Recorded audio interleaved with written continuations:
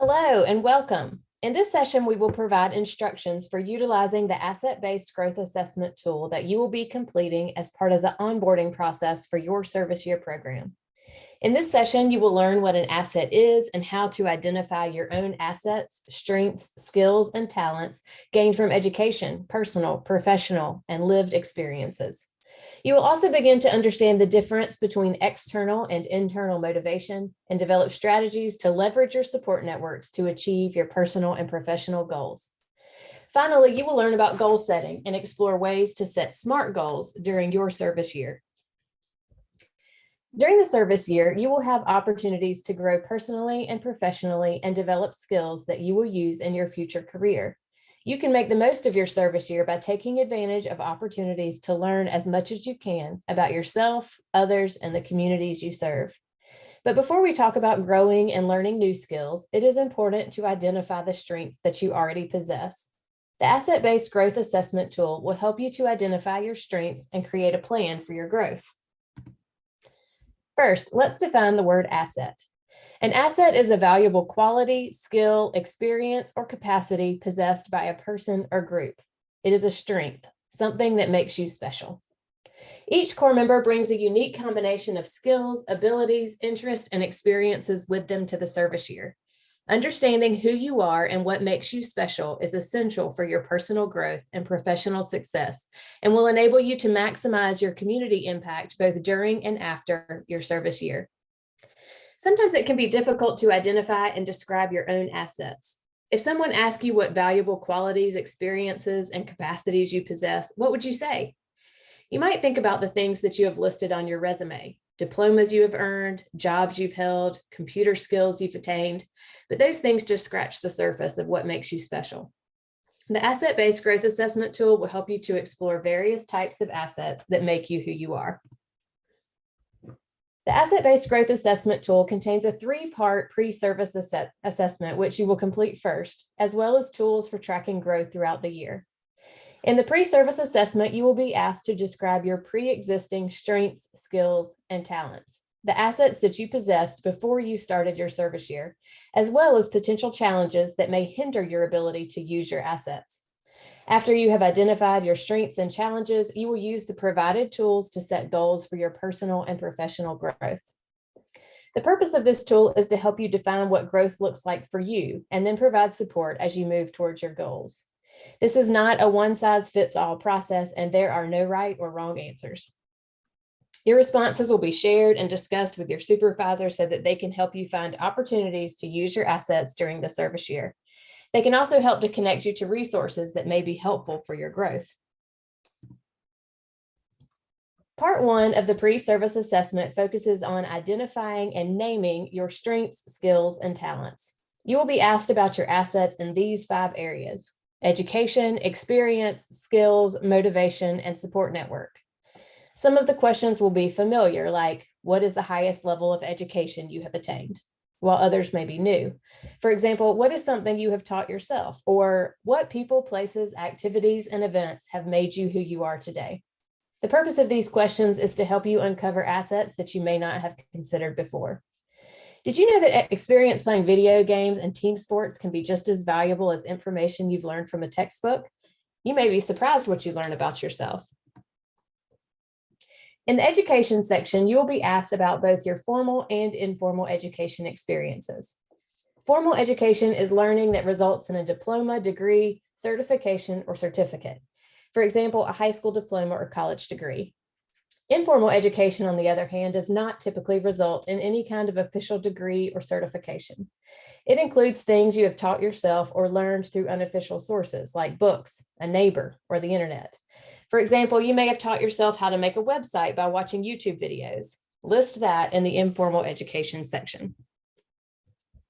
In the experience section, you will be asked to describe 3 types of experience: professional experience like jobs, internships, and apprenticeships, as well as volunteer experience and lived experience. When thinking about your volunteer experience, consider both service with organizations as well as informal service, like helping an elderly neighbor or helping with childcare at your religious institution or community center. Lived experience is experience and knowledge gained through your everyday life.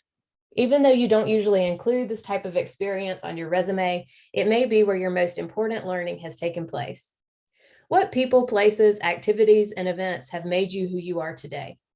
As you evaluate your lived experience, think about different facets of your everyday life and consider what you've learned from your experiences at school, home, and in the community.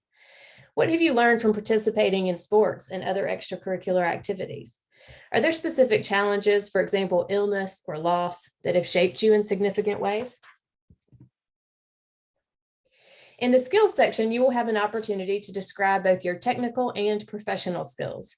Technical skills are industry-specific skills that you need to be able to do to excel in an industry. For example, an accountant needs to know how to use accounting software, and a nurse needs to know how to check blood pressure.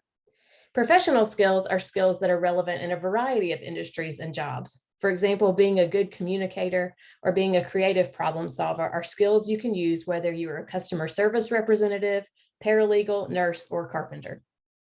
Sometimes it can be difficult to assess one's professional skills because they are less tangible than technical skills. However, they are just as important, if not more so.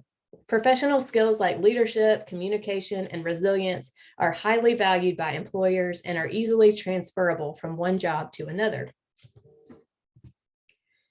Next, you will answer questions about your motivation.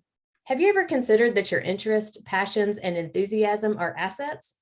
All of these things are internal motivators. They come from within you and contribute to your drive and sense of purpose. External motivators, on the other hand, come from outside of yourself. Examples of external motivation include financial obligations, parental expectations, and societal pressures. Last but not least, you will answer questions about your support network, the people in your life that help you to achieve your personal and professional goals. This can include both individuals like a family member, friend, or mentor, and organizations like religious institutions, community organizations, and government assistance programs. Have you ever thought about your support network as an asset? In our society, dependence on other people is sometimes viewed as a weakness, but often the most successful leaders are those who have built strong support networks. You aren't expected to reach your goals alone.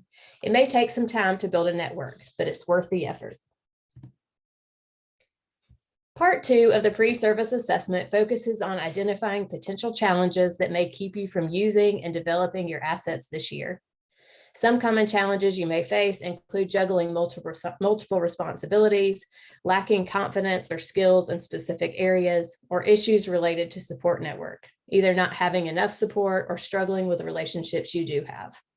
Although you may not be able to eliminate some challenges completely, you can minimize their impact by planning ahead and taking advantage of the resources available to you.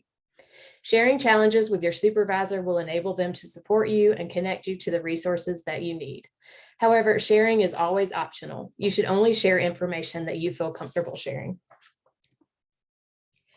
Once you have identified your strengths and challenges, you will have the opportunity to create goals that will guide your personal and professional growth during the service year. As you are setting goals, consider not only new skills you would like to develop, but also how you can build on the strengths you already have. The reflection questions contained in the assessment will help you to think about how you can strengthen existing assets and develop new assets in 5 areas: education, experience, skills, motivation, and support network.